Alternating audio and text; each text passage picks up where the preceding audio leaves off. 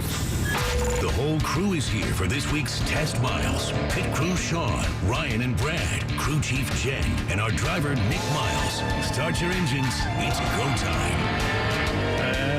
Good Sunday morning to you. You know the problem when you have a recorded open that says the whole pit crew is here and one isn't? What do you do? I don't know. Do you just like, that means I have to send it back to production, edit it out. Jen, right now, is at a Steelers game. In the rain. In the rain, where, poor Jen. She's from Washington. It's fine. That's It rains true. here all the time. Yeah, it's been wonderful weather for driving. We had a driving event this week, and it was beautiful. Beautiful up through the mountains. And then we get back to Portland, and I'm like, what happened? I guess summer's over. It's like this until July. Welcome to living in Portland. That's what happens when you live here, right? Run to the Sun was this week. We'll talk about that. That's the Northwest Automotive Press Association's, I guess, their... Play days. Play days, yeah. It's when manufacturers and journalists get to sit together and drive some of the best cars in the country. So we'll talk about some of the cars that we drove there and talk about the event too. I think when the event first started in 1874, Brad was on that one.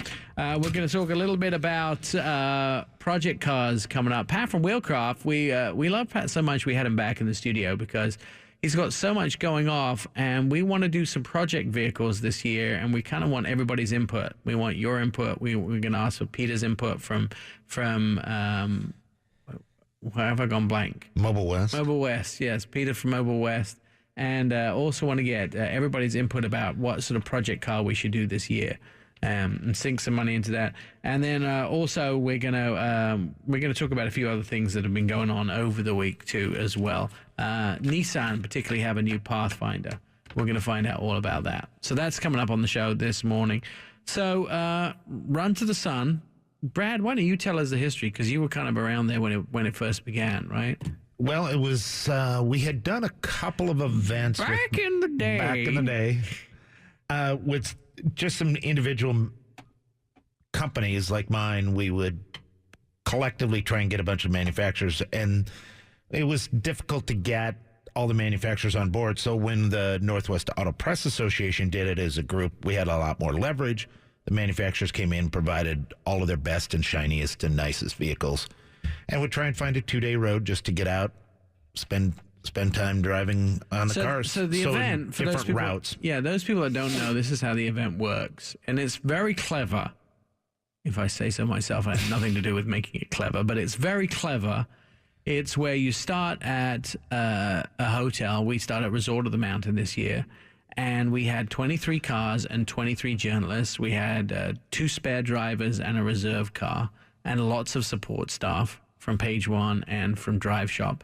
And you drive like 20 miles on a route, and then you come to a given location and stop. A safe stop, 99.9% of the time. And you Sounds like we're change so safe. and you change cars into the next car that's on your list, and then you drive another 20 miles. This is a brilliant idea. I should now call like the guys of 503 Motoring. Everybody should be doing this event, this kind of event. This is brilliant because you get to drive all the latest cars, and I'll read the list of cars that we had, and then you can tell me whether you think the event was a bunch of fun. So here's the list of cars. We had the brand and 99.9% of these are 2017s. There's a few 16s in there where there's no changes or big differences. So the Lexus GSF, which I was really surprised at and loved. The Mazda, I like that car. Mazda Miata MX-5, right? That's a solid, the new version. The Fiat 124 Spider, which is, everyone likes it to call the Fiata. It's based on the Mazda MX-5, but very different. The Dodge Viper. Well, that doesn't suck. Or it did for Sean. Really was terrible for him. No, it wasn't. I really enjoyed it. Don't you remember getting out?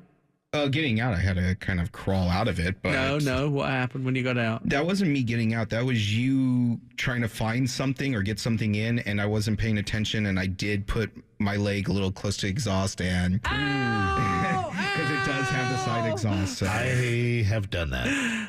Who hasn't done that in a Viper? They're much better than Sean burned his leg. Wait, There's not a classy way to get out of that. I mean, Well, no, I was just standing next to it. I actually got out of it because they did change it so the exhaust is a little bit further back, so you're not putting your hand on it when you get out. I honestly thought he was doing Scottish country dancing. I didn't understand what was happening. Like I told Scott from Dodge, it's just a badge of honor. His leg was going up in the air and he was jumping around. I was like, oh, Harlan. I didn't know what we were supposed to do at that point. So that was fun. The Buick Cascada, which is surprisingly one of their best-selling cars now. I don't know why surprisingly. It's a fun little convertible. It replaced the space the EOS came out of. The Acura NSX, like jealousy, I can feel it oozing from everybody listening. Like, yeah, Sean and I got to drive the Acura NSX. It was pretty unbelievable. Dodge Charger Hellcat, which is my favorite Hellcat. The Honda Accord V6 Coupe with a manual transmission. Surprisingly fun, affordable, and really surprisingly fun. Didn't expect that car to be as fun as it was. The Kia Cadenza, Sean is in love with it. I think it's a great car. Interesting segment. It's this segment it's sort of a sub full-size luxury car. Well, I think they're actually, because before I always loved like Optimas and then the K900, but if it was like that class, I like the Genesis more than the Cadenza. Now they actually have a sporty look for the Cadenza. Love that grille. That grille is sexy on that car. Yeah. And the performance on it was shocking. I posted this on Facebook a while back, but if you look, the Genesis and the, if you put them side by side, and the Maserati Quattroporte, they almost look identical. The grille size is very different, but they almost look identical. Again, my definition is the valets at El Gaucho in Portland will leave the Quattroporte up front, and they'll move the Cadenza. Yeah, they'll move it to the parking lot. Take the badges off. They'll have no clue. The Infiniti Q50 Red Sport, unbelievable performance out of sedan. And I don't know how much you know about this, but the Q60, which comes out in 2 weeks, where in 2 weeks the Q60, the launch will be in San Diego, is basically the Infiniti's version of the GTR. Sort of, right? Yeah, it's 400 horsepower, but pretty much all-wheel drive. Yeah, but it's sort of, it's their GTR. It's the luxury sedan, GTR. Yeah. It's a coupe. Oh, okay. The 60 is a coupe. So does this car only come in red?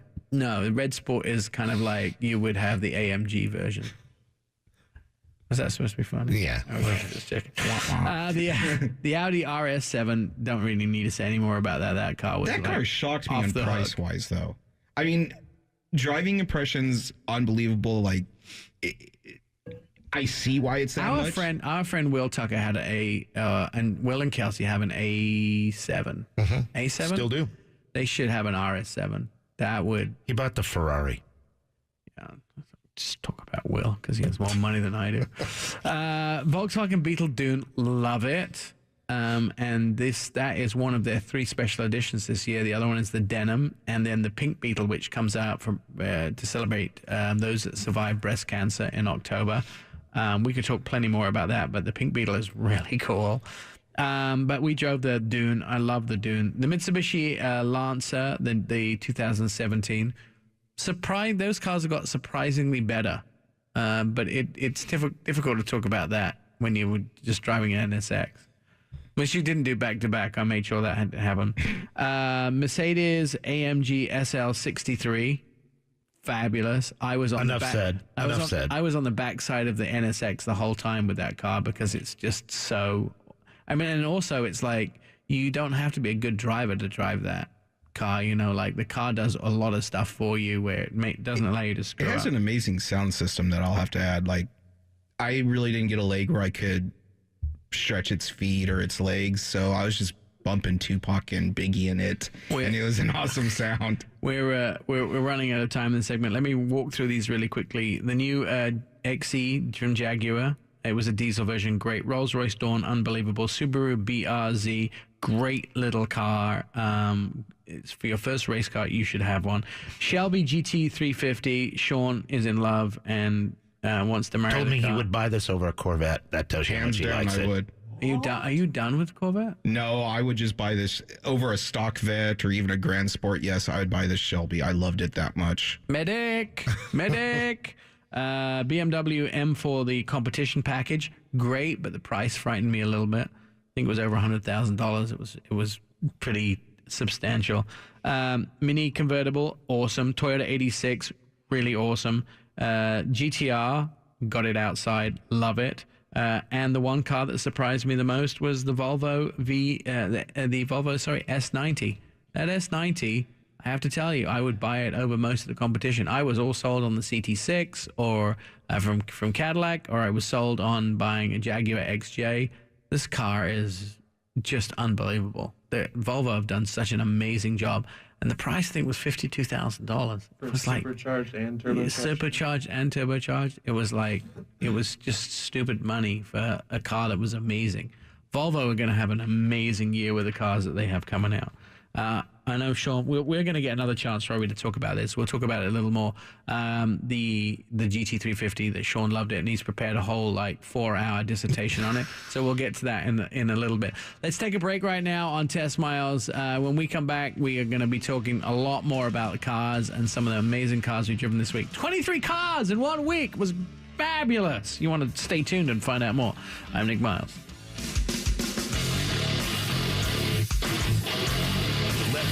Clutch. The right is for the gas. And the driver for Test Miles is Nick Miles.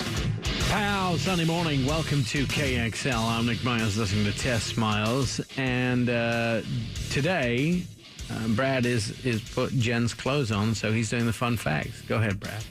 I'm self-identifying. And I know why you gave me this fun fact to read. The term hubcap referred to the cap that used to go over the hub of a wagon wheel. Thus, hubcap. Oh, okay. Is that back in your Oregon Trail days? That's right. That was the first run of the sun. I just worked it out. We got 16 horses bringing this trailer up. That's funny. Pat's here from Wheelcraft. Pat, we've had you on a couple weeks ago, and there's so much fascinating stuff. We almost need an hour to talk to you about wheels. Dubs. Do you call them dubs in your shop? Heavens, no. No, that's just wrong anymore. People used to call them dubs. People like Ice-T and those things, but no, we're much more sophisticated than that now. So, Wheels, you had an event at your shop. Was it yesterday? It was. We had the Porsche Club America PCA Oregon chapter in yesterday for a tech session. So what happens? What do you teach them? We just kind of walk them through the process of what we do on the mobile side and on the shop side. To do a wheel restoration or just a simple curb damage repair. Let them know that we're available when they want or need us. An awful lot of the folks that had come in for yesterday's meet and greet, we've done work for in the past. So we knew an awful lot of our guests. It was great. This is a lot of people show up? We had about 30 people. Wow. That's a lot more than I thought you'd ever show up. Probably about 15 or 20 Porsches, even in the rain. So it was really kind of an ugly day out yesterday. So let's talk about restoration, because restoration's a difficult thing nowadays, because everybody they want it done so perfectly that it uses. I mean, so when you're doing restoration, you're not trying to make it just look good. You're trying to make it genuine, right? And genuine is a great word. An awful lot of people want or expect kind of today's quality. And unfortunately, some of these wheels that we are there to restore were not that great from the factory back in the day. Are you saying Porsche didn't do a great job when they made the car?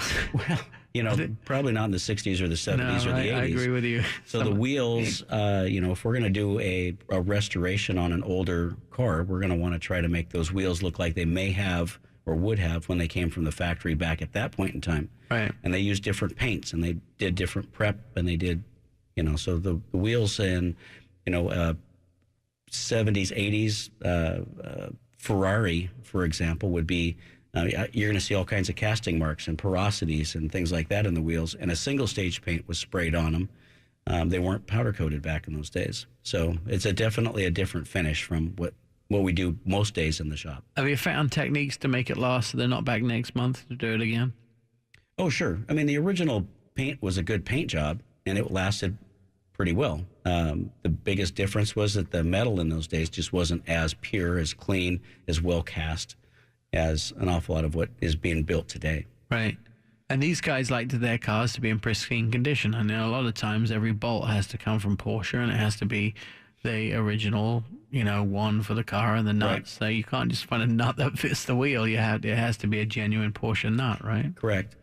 And when we are doing a restoration, we want to try to take a look at the wheels. We want to understand what the customer really wants out of this kind of fixing up the wheels job that we're going to be doing. Is it just a curb damage repair, or is it just time to get everything stripped down to bare and start all over? All right. I have to ask you a question that's always bugged me.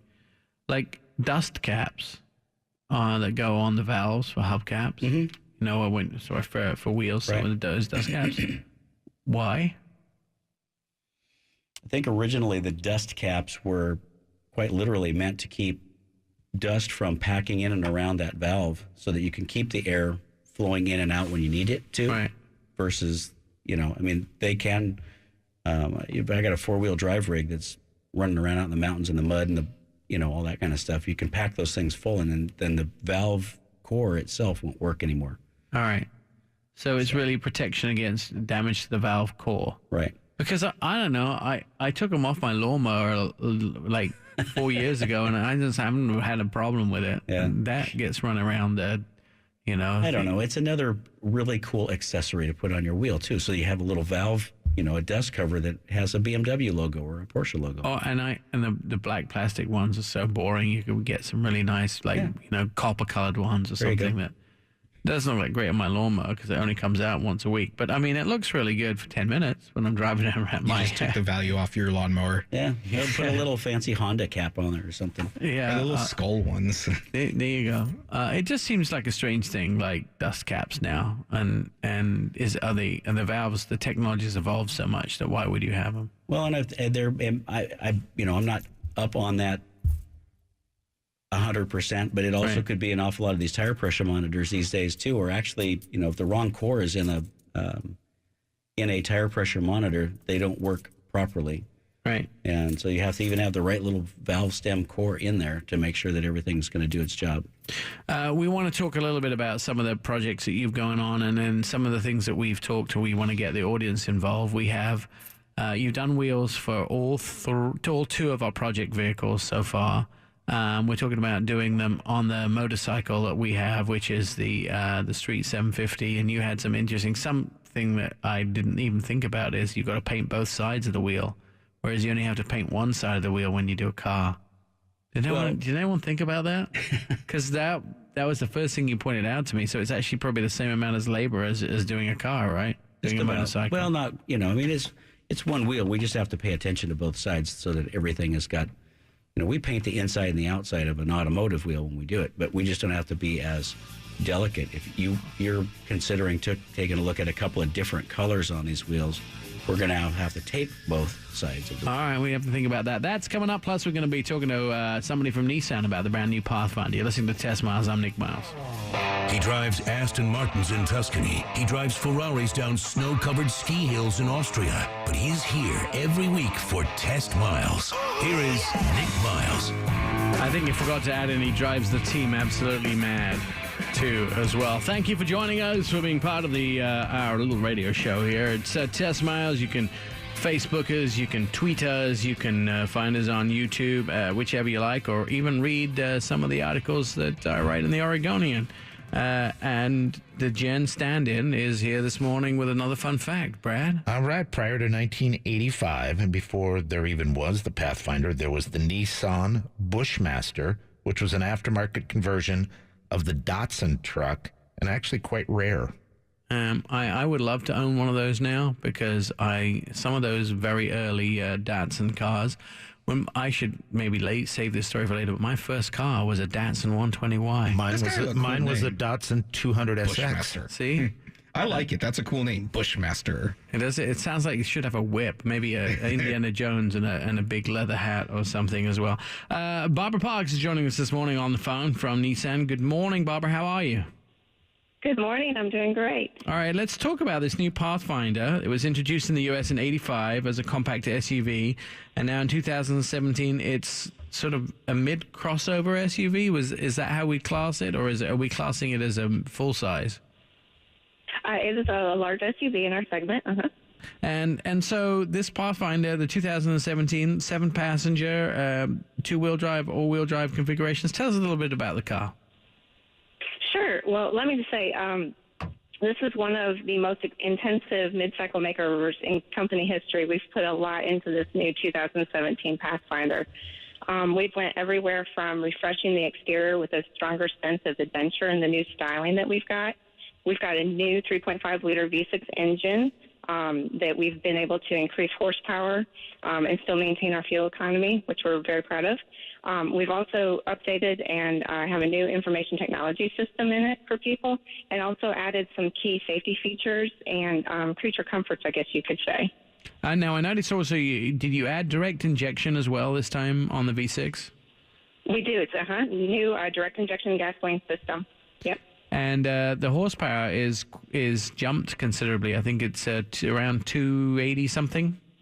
Yes, it's 284 horsepower, up 24 from previous 260. Now, one of the things I noticed that's always hard with these vehicles is a lot of them look great. They drive great. They have great entertainment systems inside, and the insides are really great. But they don't really, if you have a motorhome, or if not a motorhome, if you have a boat or you have a caravan or something like that, an Airstream, they don't often pull very much. But you've managed to, when you properly equip this vehicle, you've managed to get some good towing capacity out of it, right?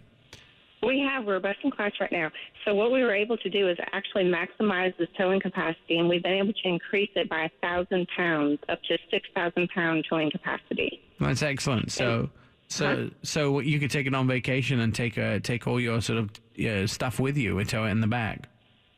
Right, and what we like is that a lot of families start out with maybe the small camper, the small boat, just to see if they like it, and then of course once you figure out, this is a great fit for your family.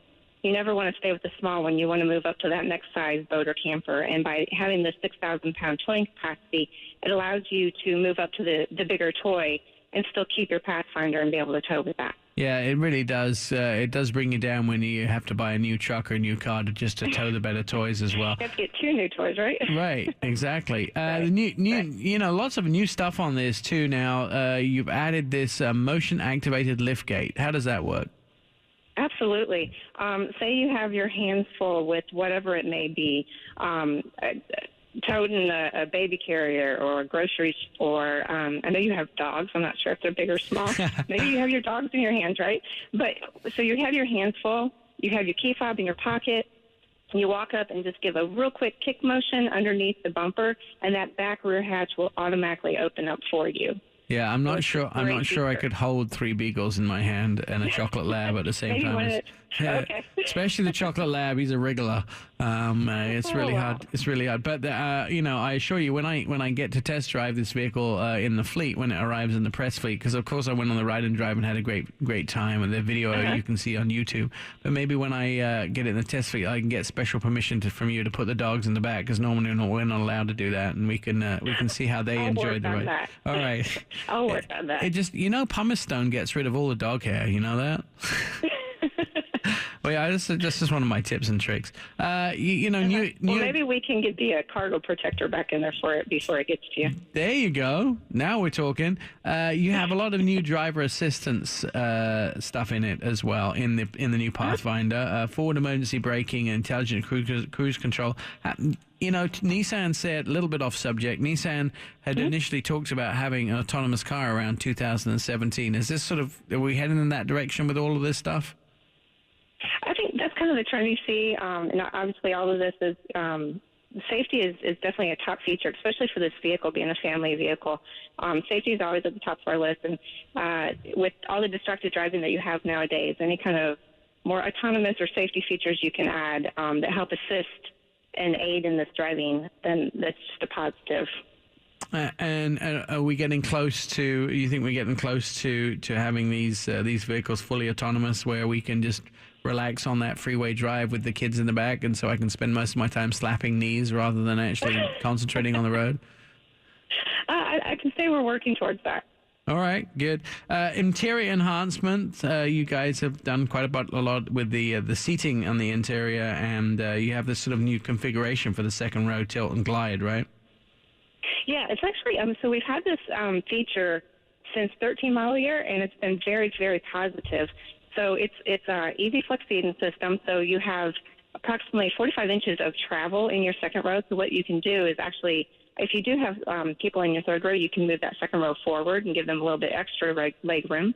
And then the tilt and glide is a feature on the passenger side. We always like to do the passenger side on the curb side where you load and unload generally. But if you have a child seat in that second row passenger seat, short of removing it, you can actually leave that seat there, minus the child, and you can move that seat forward enough with the seat in it for people to enter through the back into the third row very easily. I know sometimes at the daycare, I don't know how many times I've seen kids climbing over seats, whether it be from the second row or they open the hatch and let them, climb in from the third row. Right. So this is an easy way to get to that third row. I have to tell you that it drives me nuts about not being able to get into second rows of vehicle or third rows of vehicles. Like some you have to pull this tab, then push the seat forward, then do that. This is one of my favorite features because not that I'd ever ride in the third row because I'm way above that, but I mean, You're definitely the height of the third row. What? I'm the height. They always make fun of me, Barbara, because I'm only 5'4". But they definitely tell you that getting in the third row, especially when I'm on an event or we're going somewhere with a bunch of friends and I have to climb into that third row, it's sometimes so complicated to work out how to get into it. It's really difficult. Yeah, so. well, this is one simple process that lifting up on a lever, the entire seat will move forward, and there's plenty of foot room and a pull handle to brace yourself to pull right up in there. All right, final question. Fuel economy, price, and availability. Sure. Fuel economy, like I said, even though we were able to improve on our horsepower and all that, we were able to maintain the fuel economy, maintaining a 20 mpg for city, 27 highway, and 23 for the combined. And our entry price for two-wheel drive is $29,990, and the top price for the four-wheel drive platinum grade is $43,560. That's not bad. And I will also tell you that the law changed last year to this year, so fuel is... That's correct. Yeah, fuel is measured differently now. So to make the numbers being maintained actually means that it got better than last year, right?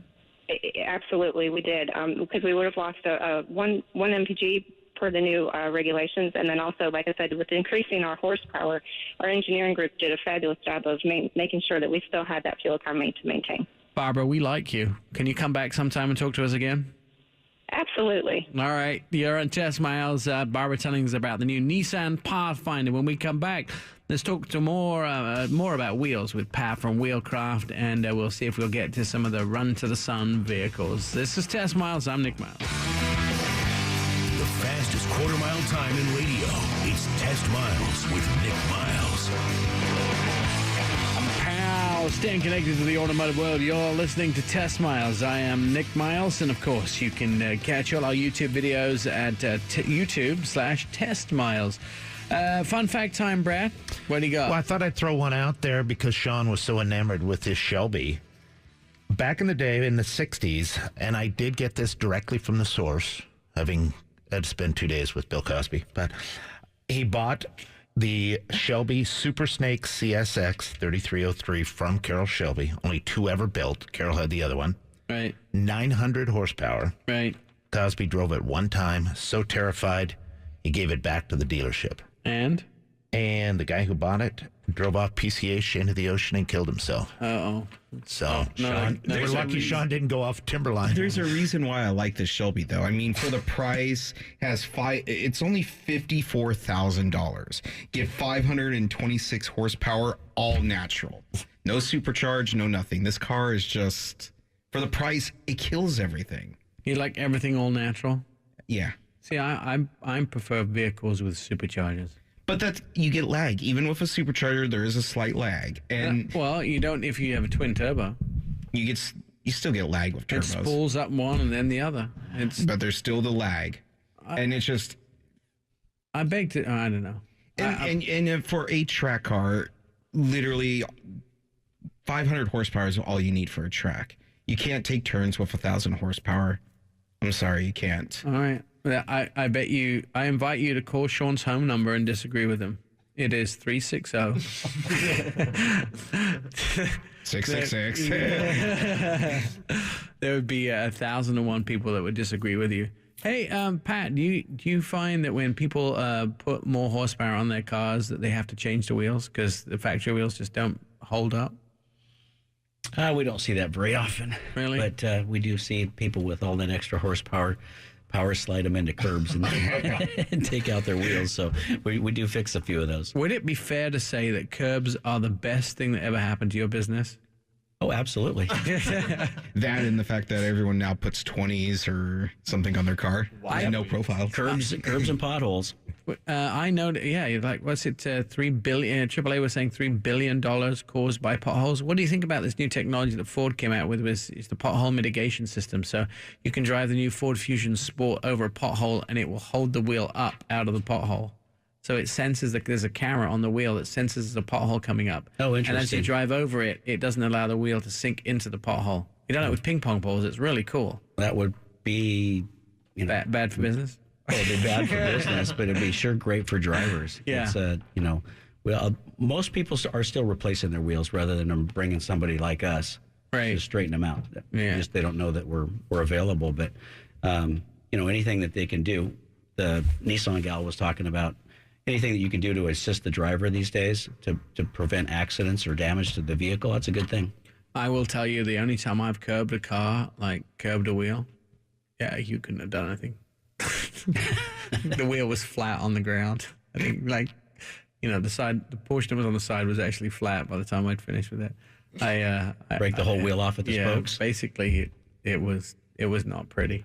So let's talk about the upcoming auto show. Portland International Auto Show, going to happen at the end of January, beginning of February. I don't have the dates in front of me, but we could check those out. We're talking about doing some Captain America stuff. Maybe a Captain America car, a Captain America motorcycle. What do you think? What do you have some ideas? I mean, maybe the audience has ideas as well. They can let us know. If we do a Captain America, we already have a bunch of vehicles. We just turn perhaps our Chevy Suburban, which would be very Captain America-ish. Could easily redo something that we've already got, sure. Yeah, into a Captain America vehicle. What do you think? It's a project that, we're always up for. It's fun to personalize wheels. Right. That's the more fun part of what we do. We can fix wheels all day long, but sometimes it's just a lot more fun to make that set of wheels, yours or unique to a vehicle. By the way, the auto show is 26th to 29th of January, which is early. Oh, it's in January again this year. January, so it's the second this year in a row. It's going to be kind of early. Thanks to Ryan's quick typing abilities. Yeah. I have that in front of me now. So, all right, let's start with the Suburban. What are you thinking? We've got about 2 minutes, so we'll spend a minute on each. I brought in today the pictures on my phone of one option for a wheel, which is really great for the viewing or the listening audience. They get to see those images right now. But call Pat at home; he'll show you his phone. Yeah, we have. There's some pretty neat options out there for aftermarket wheels that already exist that we could probably modify a little bit or just do a cool custom paint job on and really bring that same Captain America theme. Now we just got to grab some colors. And Peter's sort of working on the inside. So if we do the bike at the same time, because obviously we have the Street 750, which is the Captain America bike from Harley Davidson. We actually have the bike that was used in the movie, the same model.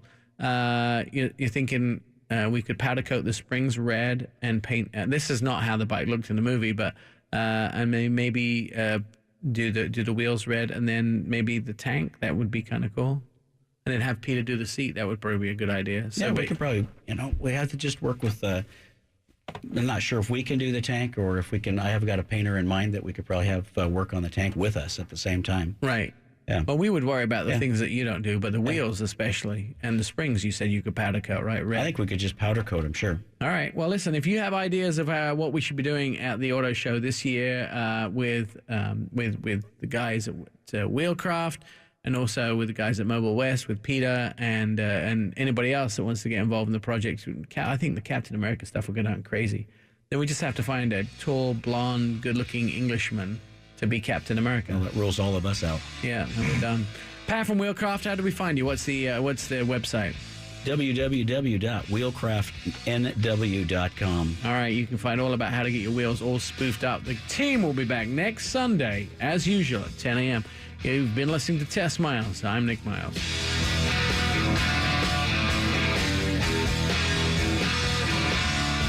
Test Miles, like NASCAR, but with one right turn. TestMiles.com.